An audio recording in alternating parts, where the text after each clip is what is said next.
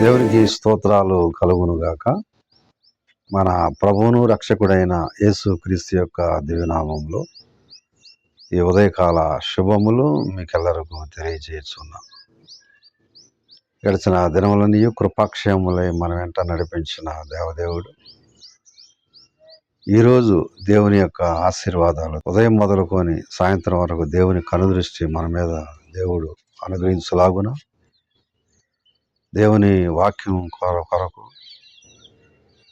ఆయన మాటలు విని మన దినచర్యను ప్రారంభించుకోవటం ఎంతో ఆశీర్వాదకరంగా మనందరం కూడా భావించాలి. ఈరోజు మనం వేసే ప్రతి అడుగులో మన తలంపులు ఆలోచనలు దేవుడు మనకు తోడుగా ఉండి దేవుడు మిమ్మలను మీ కుటుంబాలు ఈ రోజంతా కూడా మీ కార్యాలు, పనులు, ప్రయాణాలు, కష్టార్జితం, ఉపాధి, వృత్తి పనులు, ఉద్యోగాలు, మీ బిడ్డల యొక్క చదువులు, వారి భవిష్యత్తులు, వారి పట్ల మీ పట్ల దేవుడు చేసిన వాగ్దానములు నిరంతరము దేవుడు నెరవేర్చి దీవించునుగాక. ఈరోజు దేవుడు మనకిచ్చినటువంటి వాగ్దానాన్ని జ్ఞాపకం చేసుకుందాం. పరిశుద్ధ బైబిల్ గ్రంథం ఉంది, కీర్తన గ్రంథం 125వ అధ్యాయం మొదటి వచనం. యెహోవా యందు నమ్మిక ఉంచేవారు కదలగా నిత్యము నిలుచు సియోను కొండవలే ఉందురు అని దేవుని వాక్యం మనకు తెలియజేస్తూ ఉంది. ప్రతి దినచర్యలో మనం మన కార్యకలాపాలలో, మన కుటుంబంలో, ఆర్థిక అభివృద్ధిలో ముందంజ వేయాలని మనం ఆశపడతా ఉంటాం. సంఘానికి కావలసినటువంటిది సంఘ క్షేమాభివృద్ధి, ఆధ్యాత్మికముగా వర్ధిల్లటం, విశ్వాసములో పెంపొందింప చేయబడటం, దేవుని ఎడల విశ్వాసాన్ని, నమ్మకను కలిగి ఉండటం అనేది ఎంతో గొప్ప అవసరత అని నేను తెలియజేస్తున్నాను. ప్రతి దినచర్యలో మనకు అనేకమైన అవసరతలు ఉంటాయి, అక్కర్లు ఉంటాయి. అన్ని అవసరతల కంటే దేవుడే మనకు ఒక గొప్ప అవసరతని మనం భావించినప్పుడు ఆ అవసరత యేసుక్రీస్తు వారే అన్నటువంటి సత్యంతో మనం ఏకీభవించవలసిన అవసరం. చదువుకున్న వాగ్దానాన్ని బట్టి యెహోవా యందు నమ్మిక ఉంచేవారు కదలక నిత్యము నిలుచు సియోను కొండవలేనుందురు అని చెబుతూ ఉన్నాడు. దేవుని యందు నమ్మిక ఉంచేవారు ఎలాగా ఉంటారో మనం జ్ఞాపకం చేసుకోవాలి. ఆయన యందు నమ్మిక ఉంచేటువంటి వారు దీవించబడతారు. ఆయనలో విశ్వాసం ఉంచి ప్రతి దినచర్యను ప్రారంభించి వాక్యమును జ్ఞాపకం చేసుకొని స్వీకరించే ప్రతి ఒక్క జీవితంలో దేవుడు గొప్ప కార్యాలు చేస్తాడు. ఈ లోకంలో మానవ జీవితం ఎలా ఉందంటే, మానవులు అనేకమైన వాటి మీద నమ్మిక ఉంచుతారు. మూఢనమ్మకాల మీద, సాంప్రదాయాల మీద, కట్టుబాట్ల మీద మనుషుడు గీసినటువంటి గీత దాటలేని పరిస్థితుల్లో ఉంటారు. దేవుని యందు నమ్మిక ఉంచవలసినటువంటి వారు వాటన్నిటిని కూడా అధిగమించి ఈ లోకం అనేటువంటి గవిని ఎవరైతే దేవుని కోసం దాడతారో వారందరూ 100 రెట్లు ఫలించునుగాక, వారి జీవితాలు ఆశీర్వదించబడునుగాక. దేవుని కోసం, ఆయన సేవ కోసం, ఆయన ఆశీర్వాదాలు పొందటం కోసం దేవునిలో నమ్మిక ఉంచిన ప్రతి జీవితం దీవించబడతాం. కాబట్టి వాక్యంలో కూడా యెహోవా యందు నమ్మిక ఉంచేటువంటి వారిని గురించి జ్ఞాపకం చేస్తాం. అంటే అపనమ్మకం అనేది మన జీవితం లేకుండా నమ్మికను మనం కలిగి ఉండాలని వాక్యం తెలియజేస్తాం.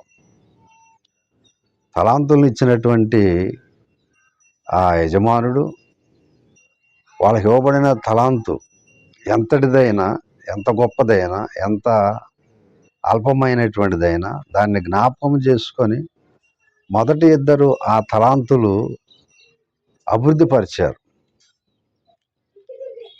తదనంతరం నీవు ఈ కొంచెములో నమ్మకముగా ఉంటివి అని 2 అభినందించాడు యజమానుడు. కానీ ఒక తలాంతు తీసుకున్నటువంటి ఆ వ్యక్తి యజమానుడి ఎడల నమ్మిక ఉంచకుండా కఠినుడని ఎరిగి ఆయన ఆయన యందు మరి ఒక విధమైనటువంటి కోపం, ఆవేశం అనేది కలిగి ఉన్నాడు. ఎందుకంటే అవతల వాళ్ళకి ఎంత ఇచ్చాడు, నాకు చాలా తక్కువగా ఇచ్చాడు అనే విధానంతో ఏకీభవించి ఆ తలాంతును దాచిపెట్టాడు. కాబట్టి సేవా జీవితంలో దేవుడు ఒకరిని హెచ్చించవచ్చు, తగ్గించవచ్చు. ఒకరు అధికముగా ఉండవచ్చు, అల్పముగా ఉండవచ్చు. ఒకరిది పెద్ద సంఘం అవ్వచ్చు, మరొకరిది చిన్న సంఘం కావచ్చు. పెద్ద సంఘమైనా చిన్న సంఘమైనా దానిని దేవుడు మనకిచ్చిన తలాంతును మనం ఉపయోగించుకొని సద్వినియోగపరుచుకొని ఆ తలాంతు కొరకు ప్రయాసపడాలి, కష్టపడాలి, సేవ చేయాలి. దేవుని వద్దకు అనేక మందిని కూడా నడిపించేటువంటి ఆ భాగ్యాన్ని మనం పొందదగిన వారుగా ఉండాలి. కాబట్టి ప్రియమైనటువంటి దేవుని బిడ్డలారా, ఈ లోకంలో జీవిస్తున్నటువంటి నీవు ఎవరి యందు నమ్మిక ఉంచుతున్నావు? నీ ధ్యేయము, నీ ధ్యాస, నీ మనసు, నీ ఆలోచన ఎవరి వైపు ఉన్నది? ఈ లోకం వైపు చూస్తున్నావా, లేకపోతే దేవుని వైపు చూస్తున్నావా? ఈ లోకస్తులను నమ్ముతున్నావా, లేకపోతే దేవుని యందు నమ్మిక ఉంచుతున్నావా? దేవుని యందు నమ్మిక ఉంచేవారు వారు కదలక నిత్యము నిలుచు సియోను కొండవలే ఉంటారు. సేనాయి వేరు, సియోను వేరు. సేనాయి చాలా భయానకమైనటువంటి పరిస్థితిని కలిగినటువంటి ప్రాంతం. కానీ సియోను కొండ యేసుక్రీస్తు వారు మానవాళి కొరకు చేసినటువంటి గొప్ప త్యాగము, ఆయన చెల్లించినటువంటి వెల, ఆ కొండ దగ్గర ఆయన మన కోసం పడినటువంటి అనేకమైనటువంటి శ్రమలు, బాధలు, మరణమును మనం జ్ఞాపకం చేసుకోవాలి. కాబట్టి సియోను అనేది ఒక ప్రశాంతత, సమాధానం, శాంతిని అనుగ్రహించేదిగా మన హృదయాల్లో తలపోసుకొని ఇక నుండి మనం దేవునిలో నమ్మకం ఉంచడానికి సిద్ధపడాలి. అలా నమ్మిక ఉంచాలంటే దేవుని పాదాల దగ్గరకు రావాలి. దేవుడు పరిశుద్ధ ఆలయం ముందు ఉన్నాడు అనేటువంటి గొప్ప వాక్కు ఎంత సత్యము. ఆ పరిశుద్ధ ఆలయంలో ఉన్నటువంటి దేవుని పాదాల దగ్గరకు వచ్చి ఆయనలో నమ్మిక ఉంచితే మనం ఎప్పుడు కూడా ఆధారము, బెదరము, అపనమ్మకస్తులుగా మనం ఉండం. దేవుని మీదే ఆధారపడతాం, ఆయనలోనూ నమ్మిక ఉంచుతాం. అలాగా ప్రతి ఒక్కరూ కూడా ఆయనలో నమ్మిక ఉంచుటకు ఇప్పుడు ఎల్లప్పుడు సదాకాలం మీకును మీ కుటుంబాలకు ఈ దినచర్య అంతటికి కూడా దేవుడు తోడై ఉండి నడిపించాలని, ఉదయం మొదలుకొని సాయంత్రం వరకు దేవుడు మిమ్మల్ని దీవించి ఆశీర్వదించి మీ కార్యకలాపాలు, పనులు, ప్రయాణాల్లో కావలసిన క్షేమాన్ని దేవుడు దయచేయలాగున పరిశుద్ధాత్మ దేవుడు తన సహాయాన్ని మనకు దయచేయునుగాక. ఆమేన్. ప్రార్థన చేసుకుందాం. మమ్మల్ని మిక్కిలిగా ప్రేమించిన మా ఘనమైన మా ప్రభువా, పరిశుద్ధుడైన దేవానికి స్తోత్రాలు.